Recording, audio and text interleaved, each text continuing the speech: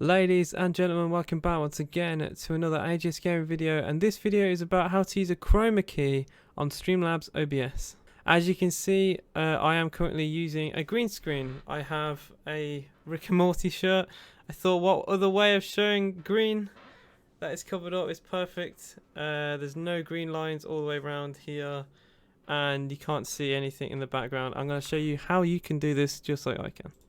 As you can see, I removed the background. This is currently my setup if I didn't have a filter, which is what you put on.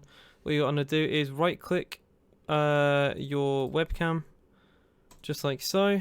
And as you can see, it says no filters applied. This is my full camera. My camera is cropped out, so you can only see this.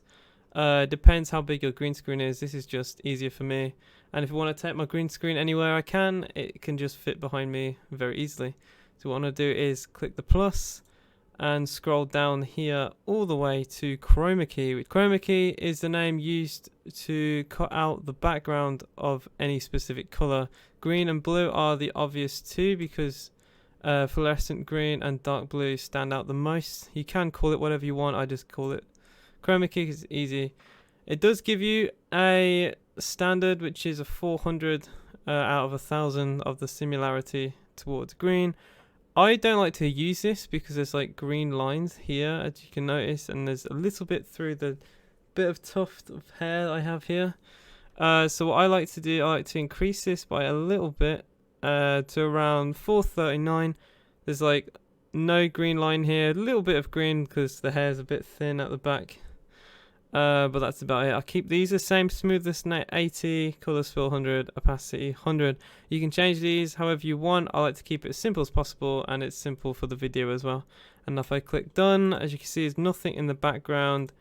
And if I expand this a little bit, you can really see how good it is, and I do enjoy it. Streamlabs OBS I would recommend to anyone. It is very simple to use. OBS, I think you can do more on it, but with like my overlays all on Streamlabs OBS, like my alert box, I have it all through here.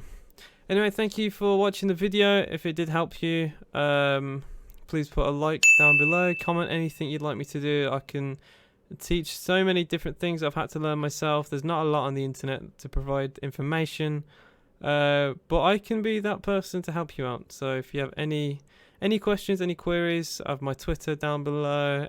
You can contact me through absolutely anything, really. Thank you guys for watching, and I'll see you again soon. Peace out.